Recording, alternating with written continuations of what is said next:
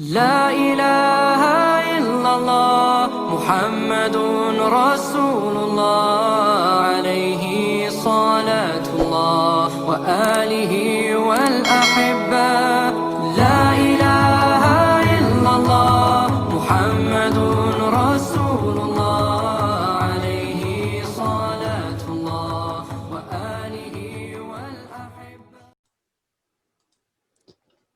Bismillahirrahmanirrahim. Assalamualaikum warahmatullahi wabarakatuh. Alhamdulillahilladzi arsala rasulahu bil huda wa dinil haq yudhhirahu 'ala dini kullih wa kafa billahi syahida. Asyhadu an la ilaha illallah wahdahu la syarikalah wa asyhadu anna Muhammadan 'abduhu wa rasuluhu la nabiyya ba'dah. Allahumma salli wa sallim ala sayyidina Muhammadin wa ala alihi wa sahbihi ajma'in amma ba'du. Alhamdulillah, puji syukur senantiasa kita panjatkan kehadirat Allah Subhanahu wa taala yang telah memberikan kita beribu-ribu kenikmatan, terutama nikmat iman, nikmat Islam, dan nikmat sehat walafiat. Dan nikmat-nikmat itu tentunya harus kita syukuri.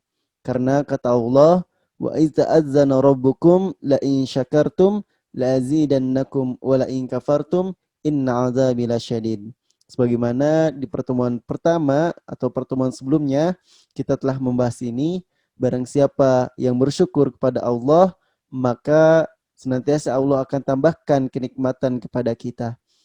Adapun kalau kita ingkar atau kufur terhadap nikmat Allah, maka kita harus ingat bahwa azab Allah amatlah pedih.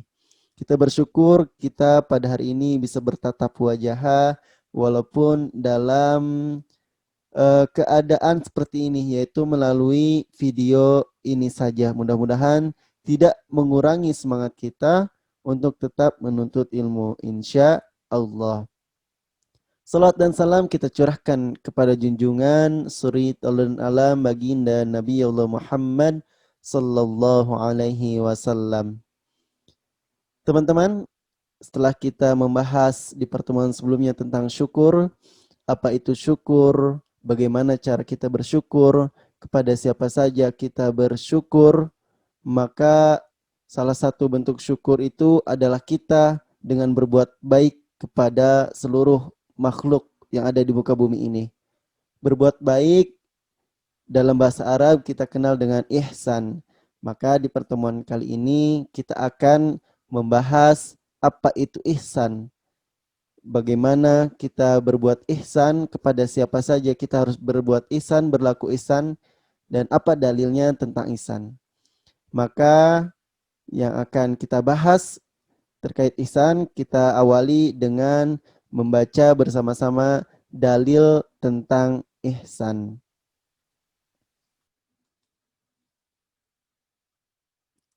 Ihsan ini yaitu dalilnya Quran surat Al-Baqarah, yaitu surat yang kedua, ayat ke-83. Mari sama-sama kita baca terlebih dahulu. Dimulai dari ta'awuz.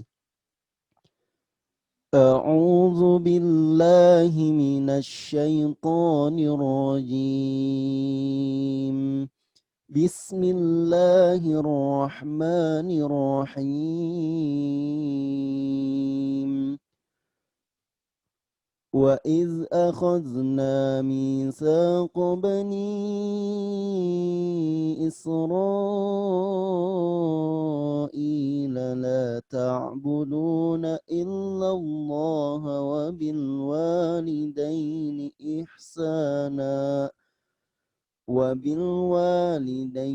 إحسانا وذي القربى واليتامى والمساكين وقولوا للناس حسنا وأقيموا الصلاة وآتوا الزكاة ثم توليتم وقولوا للناس حسنا وأقيموا الصلاة وآتوا الزكاة ثم توليتم إلا قليلا منكم وأنتم معرضون صدق الله العظيم. Kita lanjutkan yaitu dengan membahas ilmu tajwidnya, yaitu Quran Surat Al-Baqarah ayat ke-83. Bismillahirrahmanirrahim. Wa id akhadna, na yaitu hukum bacanya adalah apa? Ada yang masih ingat? Ya, mad tabi'i atau mad asli. Karena apa? Alif sukun, sebelumnya ada fathah. Betul sekali. Misaqabani. Nah, mi sama ya ini ya mati sebelum kasroh karena huruf mad tabi'i yang itu ada 3. Yaitu alif mati sebelumnya fathah, ya mati sebelumnya kasroh, satu lagi wawu mati sebelumnya dhammah. Ya, kita hanya mengulang saja ini ya, sambil mengingat-ingat. Misaqo bani i. Nah, ini sama. Ini ada huruf mad tabi'i, ya mati sebelumnya kasroh, tapi menghadapi hamzah dalam 2 kalimat, maka dibacanya lebih panjang, yaitu hukum bacaannya menjadi, ada yang ingat? Ada yang tahu apa? Betul sekali, yaitu mad jaiz munfasil. Isra'i. Nah, ini juga ada huruf mad tabi'i menghadapi huruf hamzah tapi dalam satu kalimat. Kalau tadi mad jaiz munfasil itu 2 kalimat, maka yang ini hukum bacanya adalah mad wajib muttasil, yaitu ada huruf mad tabi'i dalam keadaan satu kalimat bertemu dengan hamzah. Ila la ta'buduna buduna, ya waw mati sebelumnya dhammah, betul sekali, yaitu mad tabi'i juga. Illallah, illallah, ini ada lafaz Allah sebelumnya fathah. Kalau bismillah ada lafaz Allah sebelumnya kasrah.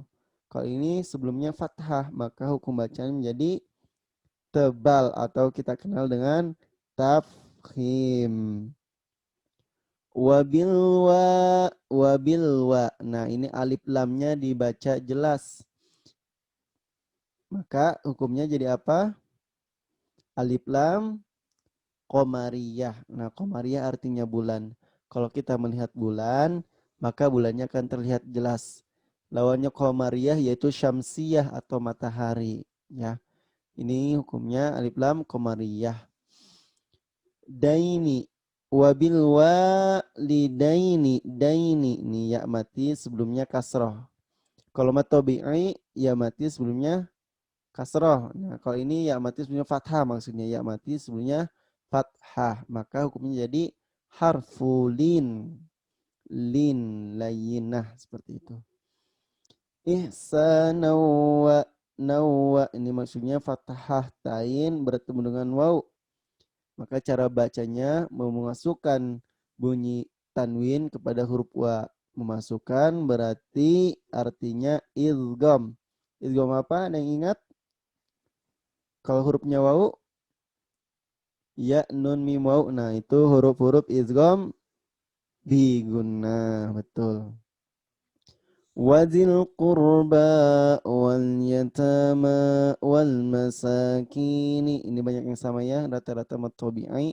Wa qulu linnasi husna wa, sama nawwa, husna wa mad mad apa?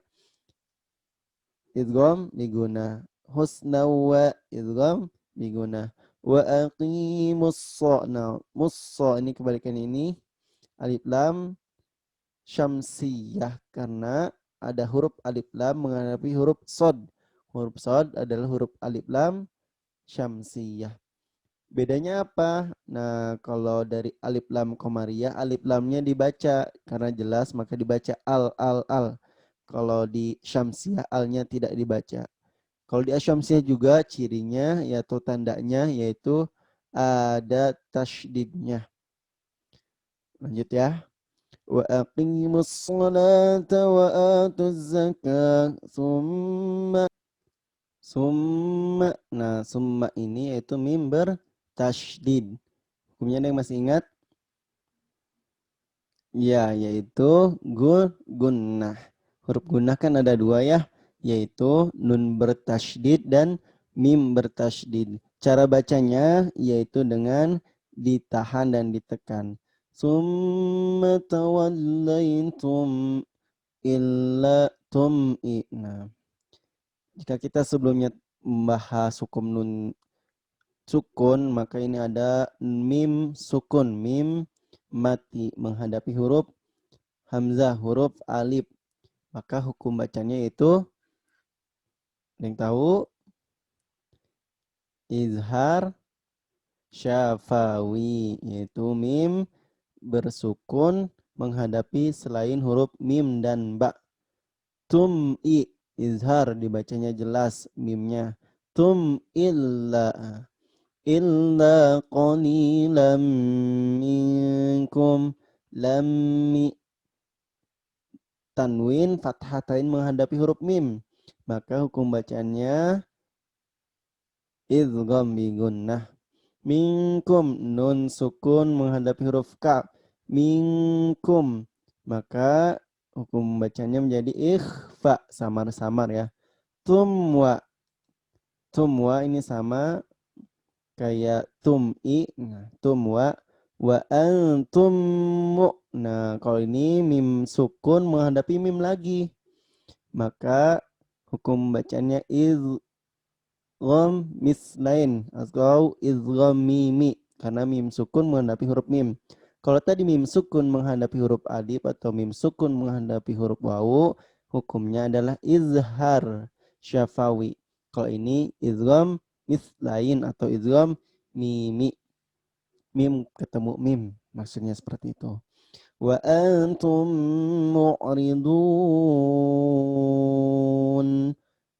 Huruf mad tabi'i dalam keadaan wakaf atau di akhir kalimat hukumnya seperti biasa yang telah kita bahas sebelumnya, itu mad arid li sukun. Nah, itu ya sedikit ilmu tajwidnya atau hukum bacaan tajwidnya.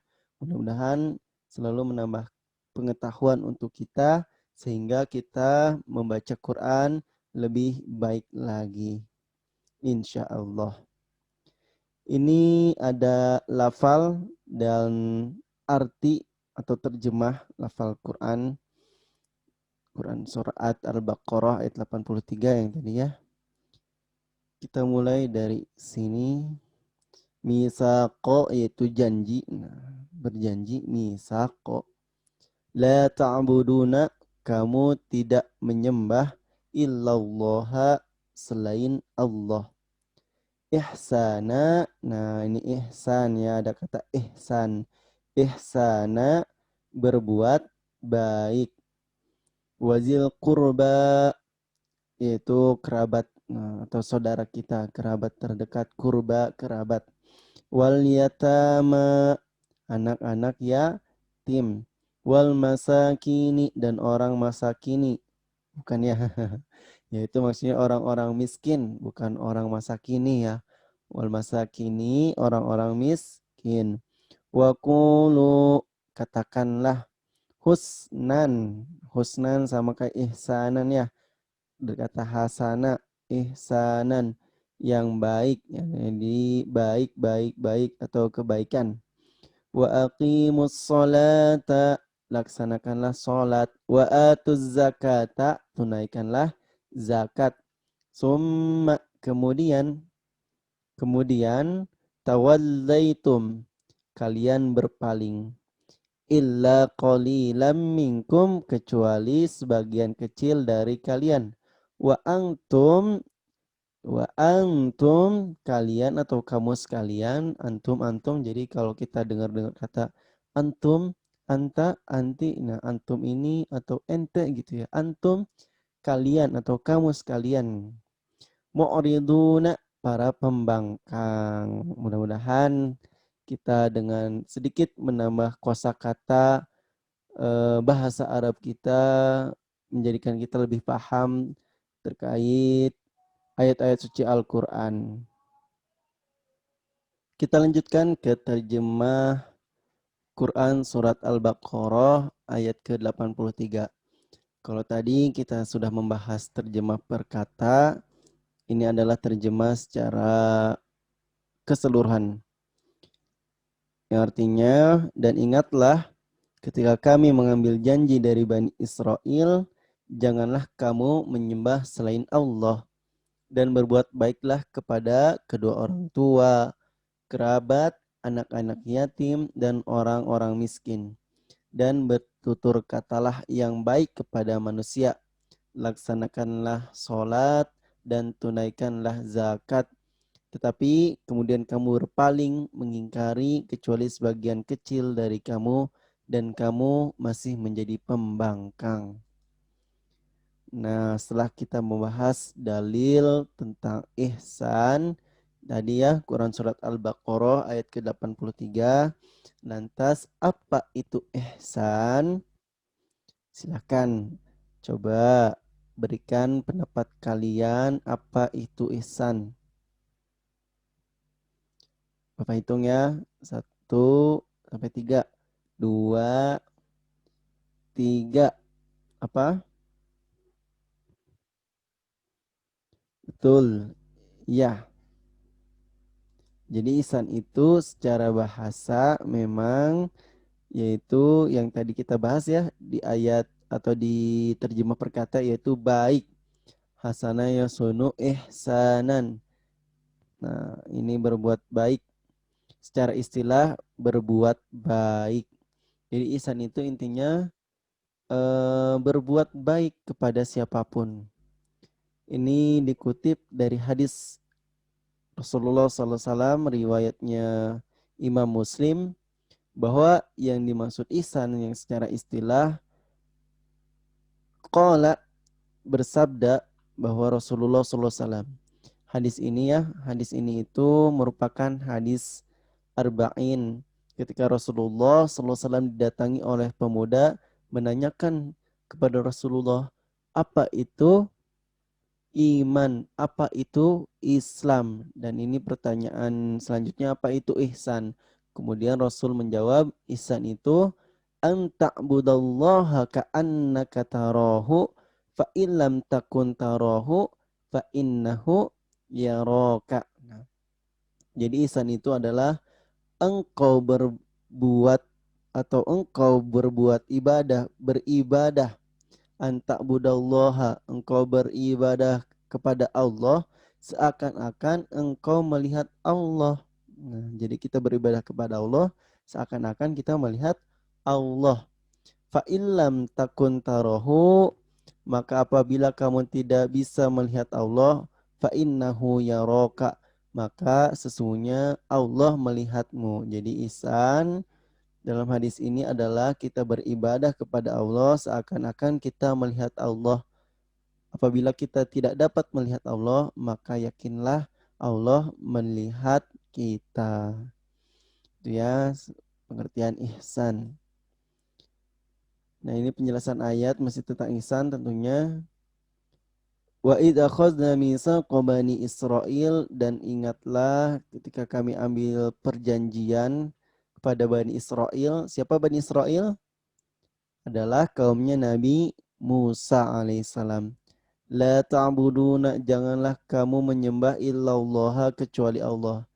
Nah, ini janji kaum Bani Israel yaitu jangan menyembah selain Allah atau jangan musyrik, jangan menduakan Allah, jangan menselingkuhi Allah seperti itu ya. Jangan ada Tuhan-Tuhan selain Allah. Wabil walidaini, dan kepada kedua orang tuamu ihsanan, berbuat baiklah. Nah, ini setelah Allah memerintahkan jangan ingkar atau jangan kufur, jangan kafir, jangan menyekutukan Allah, jangan musyrik. Allah menyandingkannya dengan berbuat baik kepada orang tua. Selain orang tua siapa? Wazil kurba, dan kepada kerabat dan kepada anak yatim, dan ini adalah golongan-golongan yang kita harus berihsan kepadanya, kepada orang tua, kerabat, anak yatim, orang miskin. Setelah itu apa yang harus kita lakukan? Wa qulu linnasi husna wa aqimus shalah, dan berkatalah yang baik kepada manusia. Selain lagi perbuatan, kita juga harus perkataan kita yang baik. Dan tegakkanlah sholat. Nah, tegakkan sholat yaitu dengan pastinya dengan ikhlas dan penuh ketundukan kepada Allah Subhanahu wa taala. Dan sholat juga merupakan pembeda antara orang kafir dengan orang muslim yang beriman. Jadi selaku muslim yang beriman, selayaknya kita harus mendirikan sholat. Wa aqimus sholah wa atuz zakah, dan tunaikanlah zakat. Selain sholat juga kita harus diperintahkan oleh Allah Subhanahu wa taala, kita diperintahkan oleh Allah untuk menunaikan zakat. Zakat yang minimal setahun sekali, yaitu zakat fitrah. Ya, jika kita sudah mampu seperti itu. Kalaupun tidak kan biasanya kita ditanggung oleh kedua orang tua kita. Summa tawallaitum illa qalila. Kemudian kita, kata Allah, terbukti hanya sedikit dari kita yang melaksanakannya. Wa antum mu'ridun, dan kebanyakan mu'ridun, menjadi pembangkang. Nah, ini maksudnya kepada kaum Bani Israel. Kita ambil pelajarannya kepada kita, bahwa kita jangan sampai menjadi pembangkang seperti kaum-kaumnya Nabi Musa alaihissalam atau Bani Israel. Nah, zaman dahulu Bani Israel yaitu menjadi pembangkang ketika suruh oleh Allah, diperintahkan oleh Allah untuk menyembah Allah, tapi menjadi pembangkang, berbuat baik kepada orang tua, kerabat, dan yang lainnya. Itu sedikit penjelasan ayat, nanti lanjutannya juga masih penjelasan ayat. Nah, ini kepada siapa saja kita harus ihsan. Tadi ya dijelaskan dalam ayatnya, kita spesifikasikan bahwa kita harus berbuat ihsan atau berbuat baik kepada Allah Subhanahu wa taala. Yang kedua, kepada sesama makhluk. Beribadah ihsan kepada Allah yaitu dengan cara beribadah. Tadi ya, anta budallaha ka'annaka tarahu fa illam takun tarahu fa innahu yaraka. Nah, ihsan kepada Allah seakan-akan kita beribadah melihat Allah. Yang harus kita garis bawahi teman-teman, bahwa ibadah kepada Allah itu banyak. Bukan hanya sholat, bukan hanya zakat, bukan hanya pergi haji, bukan hanya sodako, dan yang lainnya yang mungkin kita anggap bahwa itu memang ibadah. Dan itu memang ibadah seperti itu.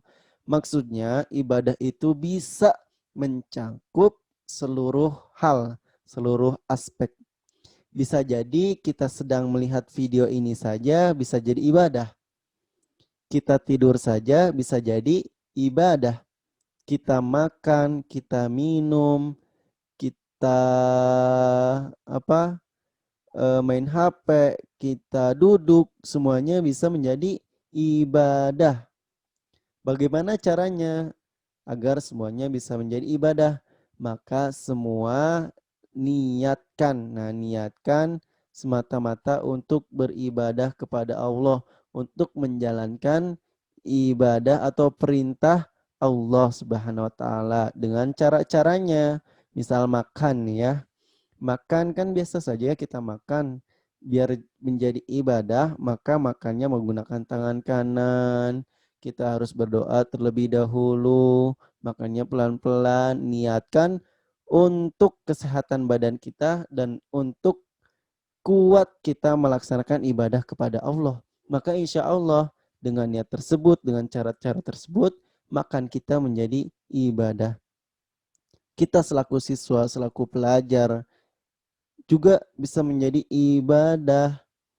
Dengan kita melihat video ini bisa menjadi ibadah dengan niat semata-mata, yaitu menghilangkan kebodohan, untuk syiar dakwah kepada sesama makhluk hidup, sesama manusia ketika kita sudah paham ilmu agama dan yang lainnya, insya Allah semuanya menjadi ibadah.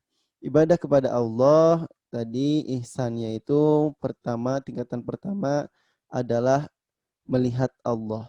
Kita beribadah kepada Allah seakan-akan kita melihat Allah.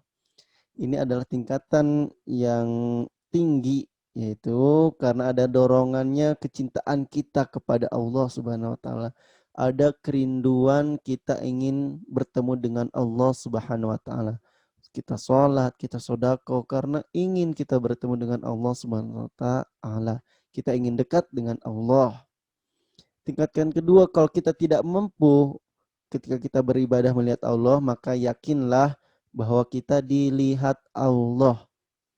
Nah, ini merupakan dua cara kita berihsan kepada Allah Subhanahu wa taala. Apa efeknya ketika kita merasa dilihat oleh Allah? Maka kita juga akan beribadah dengan sebaik-baik mungkin. Setiap aktivitas kita akan dilindungi oleh Allah. Selalu merasa diawasi oleh Allah. Contoh, teman-teman tahu Alfamart, Indomart atau yang lainnya? Pernah masuk ke situ ya? Pernah? Ada yang namanya CCTV atau bahkan di kelas teman-teman di Seman 1 Bandung ataupun yang lainnya ada sekarang CCTV. Apa yang kita lakukan ketika kita menyadari bahwa ada CCTV di gedung tersebut, contoh di Alfamart atau Indomart misalkan, maka kita akan berhati-hati, kita tidak berani yang namanya mencuri atau mengambil yang bukan haknya. Mungkin pencuri juga akan mikir-mikir kembali, oh ada CCTV nih, seperti itu kan, nggak jadi atau berbuat tadinya mau mencuri, tapi karena selalu merasa diawasi, takut, maka tidak jadi mencurinya. Pun halnya kita kiaskan, kita ambil contoh tersebut dalam kehidupan kita. Ketika kita selalu merasa diawasi oleh CCTV Allah, maka insya Allah semua segala hal yang kita lakukan akan mengarah kepada hal-hal yang sifatnya bisa mendatangkan pahala kepada kita atau sifatnya ibadah kepada kita. Jadi kita akan terhindar dari perbuatan maksiat, kita akan terhindar dari perbuatan dosa karena kita menyadari bahwa Allah selalu melihat kita. Allah selalu memiliki CCTV-nya yang direkam oleh Allah melalui dua malaikatnya, kiri dan kanan, pencatat amal baik dan amal buruk. Nah, itu adalah cara kita ihsan kepada Allah. Selanjutnya, ihsan sesama makhluk. Makhluk itu tentunya banyak ya teman-teman. Salah satunya itu kedua orang tua kita. Kita menyadari bahwa kedua orang tua kita telah mengandung kita, telah melahirkan kita, menyusui, merawat, memberikan kasih sayang, mendukung, memotivasi banyak sekali. Maka sudah sepantasnya kita berbuat baik kepada kedua orang tua kita. Nanti ada ayat yang menjelaskan bahwa kita harus berbuat baik kepada orang tua kita. Selanjutnya kepada tadi yang kedua yaitu kerabat karib. Nah, ini kalau kita punya adik, kalau kita punya kakak atau kerabat terdekat kita di keluarga, maka kita harus berbuat baik kepada keluarga kita. Karena keluarga merupakan organisasi yang terkecil yang harus kita memang bangun situasi dan kondisi yang ihsan, yang selalu baik. Karena ketika kita butuh sesuatu atau apa, maka kita tidak akan mencari orang lain terlebih dahulu, tapi kerabat karib kita terlebih dahulu. Karena kita harus ingat bahwa kebaikan ya balasannya kebaikan pula. Selanjutnya kepada siapa lagi? Kepada anak yatim. Kita tahu ya bahwa anak yatim atau anak yatim piatu yaitu anak-anak yang sudah ditinggal mati atau ditinggal meninggal seperti ditinggal mati oleh orang tuanya. Jadi sudah sepantasnya kita juga berbuat baik kepada anak yatim. Jangan sampai kita menghinanya, mencaci makinya. Ada hadis yang menjelaskan bahwa kita ketika kita berbuat baik kepada anak yatim, maka kata Rasulullah kita akan bersama Rasulullah di surga nanti seperti dua jari telunjuk dan jari tengah. Dekat ya, jari telunjuk dan jari tengah. Kepada fakir miskin. Nah, ini urutannya ya. Anak yatim, fakir miskin. Kenapa anak yatim dulu baru fakir miskin? Karena fakir miskin bisa jadi dia masih bisa berusaha untuk mencari penghasilan, untuk mencari rezeki. Sedangkan anak yatim kan masih anak-anak ya. Jadi perlu atau lebih diutamakan daripada fakir miskin. Seperti itu. Kalau anak yatimnya fakir miskin juga, udah anak yatim tapi fakir miskin ya, pasti lebih diutamakan juga anak yatim. Apalagi fakir gitu ya, lebih utama lagi untuk kita berbuat baik kepadanya. Kepada siapa lagi? Kepada tetangga. Nah, ini juga tetangga amat penting dalam kehidupan kita. Mungkin kita sekarang cuek atau tidak terlalu peduli karena kita selaku siswa atau masih siswa. Beda halnya dengan orang tua kita. Hubungan dengan tetangga harus kita bangun sedemikian rupa agar tetap harmonis dan tetap baik-baik saja. Jangan sampai kita punya musuh dengan tetangga kita atau punya kekesalan. Seperti itu ya. Karena ini juga amat penting. Salah satu bentuk iman kita adalah memuliakan tetangga. Dan tetangga juga merupakan bisa jadi tamu-tamu rumah kita nantinya ya. Selanjutnya adalah kepada binatang.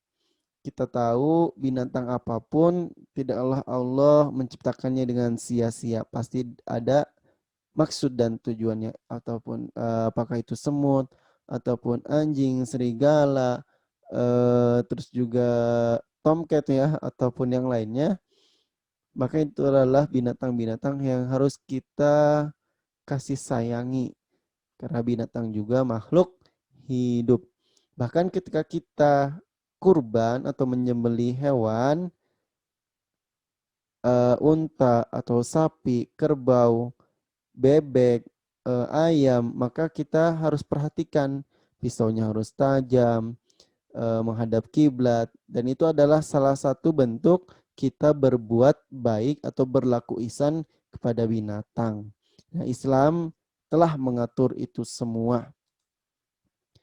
Nah, satu lagi sebagai contoh alam sekitar kita. Kenapa alam sekitar? Karena alam sekitar juga sangat berpengaruh kepada diri kita. Kalau kita tahu bahwa alam sekitar selalu bertasbih kepada Allah Subhanahu wa taala. Kalau kita sedang berjalan menuntut ilmu, maka alam-alam, tumbuh-tumbuhan dan yang lainnya akan mendoakan kita. Maka kita juga harus ada feedbacknya buat mereka, yaitu kita harus berbuat ihsan. Jangan sampai kita merusak ekosistem ya, ekosistem alam di sekitar kita. Contohnya lainnya kita harus menyiram tanaman. Kalau kita punya tanaman, kita juga harus merawat tumbuh-tumbuhan yang ada di sekitar kita. Jangan memotong sembarangan, harus tebang pilih dan yang lainnya. Itu ya. Nah, ini ihsan kepada orang tua yang saya sebutkan tadi ada ayatnya. Wa qadha rabbuka alla ta'budu illa iyyahu wa bil walidaini ihsana. Imma yablughanna 'indakal kibara ahaduhuma aw kilahuma fala taqul lahumā uffin wa la tanharhuma wa qul lahumā qawlan karīma. Ini terjemahannya ya. Dan Tuhanmu telah memerintahkan agar kamu jangan menyembah selain Dia. Sama ya konteksnya. Jadi awal Allah memerintahkan kepada umat manusia kita untuk tidak berlaku syirik atau menduakan Allah. Selanjutnya Allah menyandingkannya dengan berbuat baik kepada orang tua, yaitu kepada ibu dan bapak. Jika salah seorang di antara keduanya, antara ibu dan bapak, atau kedua-duanya, ibu dan bapak kita, sampai berusia lanjut usia, sudah tua dalam pemeliharaanmu, sudah tua, orang tua ada dalam pemeliharaan kita, maka sekali-kali jangan kata Allah, janganlah engkau mengatakan kepadanya atau keduanya perkataan maksudnya apa? Ini maksudnya penolakan-penolakan. Ketika orang tua kita menyuruh kita, memerintahkan kepada kita mengambilkan minum atau membelikan makanan atau yang lainnya, jangan sekali-kali kita berkata, tidak mau, nanti saja, sedang asik, yang lainnya, atau apapun itu, jangan menolak selagi kita mampu untuk berbakti kepada kedua orang tua kita. Karena kita harus ingat juga bahwa dahulu ketika kita kecil, orang tua kita banyak mengorbankan tenaganya, pikirannya, uangnya, waktunya untuk kita. Kita merengek di tengah malam, lapar, ibu kita menyusui kita. Kita nangis, ingin sesuatu, ayah kita membelikannya untuk kita.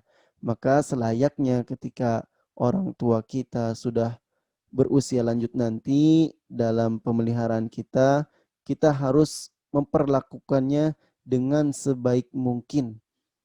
Nah, lanjutannya, dan janganlah engkau membentak keduanya. Kita marah-marah kepadanya. Kita membentak kepada ibu kita yang sudah tua renta, kepada ayah kita.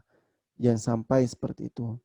Dan ucapkanlah kepada keduanya perkataan yang baik. Ini tentu ya, ketika kita dilarang untuk menolak dan kita dilarang untuk membentak, maka selayaknya kita harus mengucapkan kepada keduanya perkataan yang baik-baik saja.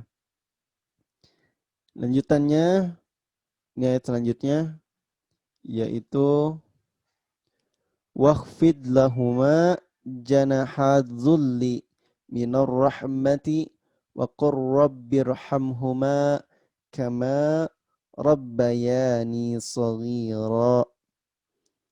Artinya apa? Dan rendahkanlah dirimu, maksudnya kita tidak teriak-teriak, kita berlaku lemah lembut kepada kedua orang tua kita, terhadap keduanya. Dengan apa? Dengan bagaimana?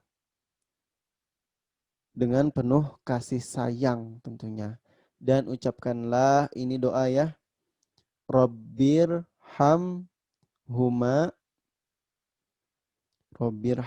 kama rabbayani shaghira. Ini doa yang sudah kita hafal.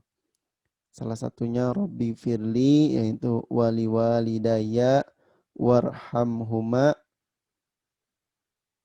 kama rabbayani shaghira. Nah, ini doa.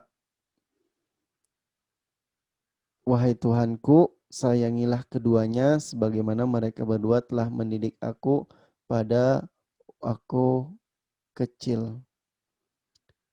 Rabbi fili wali walidayya warhamhuma kama rabbayani shaghira. Usahakan dalam sehari selesai sholat fardu kita tidak meninggalkan doa ini. Dan memang tidak harus ketika kita selesai sholat.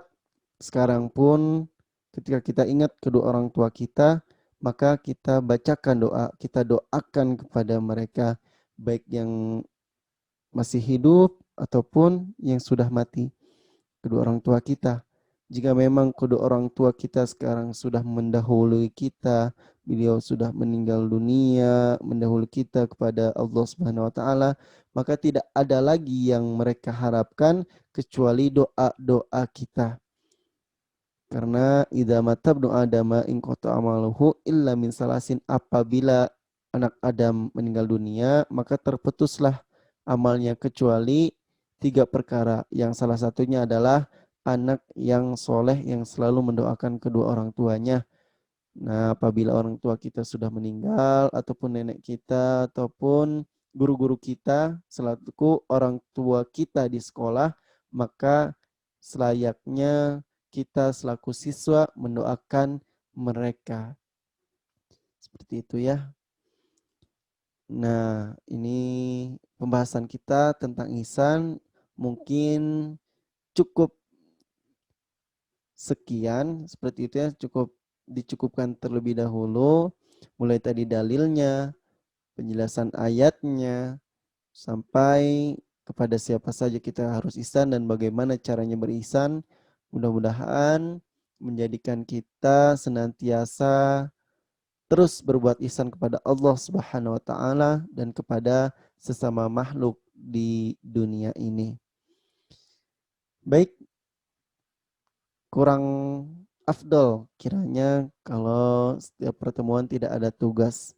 Mungkin itu juga akan menjadi dosa bagi Bapak tidak memberikan tugas kepada kalian. Itu ya. Seperti biasanya, kalian cukup membuat resume dari video ini atau rangkuman tentang ihsan. Selanjutnya yaitu setorkan hafalan Quran surat Al-Baqarah ayat 83 tentang ihsan. Ini ya resumenya, boleh di Word ataupun yang lainnya di Word ya. Terus hafalannya boleh VN atau video lebih utama. Seperti itu. Ada yang ingin ditanyakan? Silahkan jika ingin bertanya, boleh di kolom komentar video ini ataupun di grup WhatsApp yang telah kita buat sebelumnya. Mungkin ini saja yang dapat Bapak sampaikan tentang ihsan. Jadi kesimpulannya bahwa ihsan adalah berbuat baik. Kita harus berbuat baik kepada Allah dengan cara beribadah dengan sungguh-sungguh. Anta'budallah ka'annaka tarahu fa illam takun tarahu fa innahu yaraka. Selanjutnya berbuat ihsan kepada kedua orang tua, kerabat, anak yatim, fakir miskin, tetangga, binatang, alam sekitar dengan sebaik-baiknya pula. Terutama kepada kedua orang tua kita yang memang sudah mendidik kita sampai kita ada sampai saat ini karena dorongan, motivasi, dan doa dari orang tua. Mungkin itu saja, mudah-mudahan bermanfaatnya, khususnya bagi Bapak pribadi dan umumnya bagi kita semua. Insya Allah di pertemuan selanjutnya kita akan membahas hikmah tentang syukur dan ihsan. Ya, karena kita sudah membahas tentang syukur, tentang ihsan, apa sih hikmahnya dari syukur dan ihsan itu? Insya Allah kita akan lanjutkan di pertemuan selanjutnya. Sama-sama kita tutup dengan lafaz hamdalah. Alhamdulillahirabbil alamin, dan doa kafaratul majlis. Subhanaka Allahumma wa bihamdika asyhadu an la ilaha illa anta nastaghfiruka wa atubu ilaih. Terima kasih. Apabila ada perkataan yang salah atau tidak berkenan di hati, mohon dimaafkan. Wabillahi taufik wal hidayah. Wassalamualaikum warahmatullahi wabarakatuh. La ilaha illallah Muhammadun Rasulullah alaihi salatullah wa alihi wal ahibba. La ilaha illallah Muhammad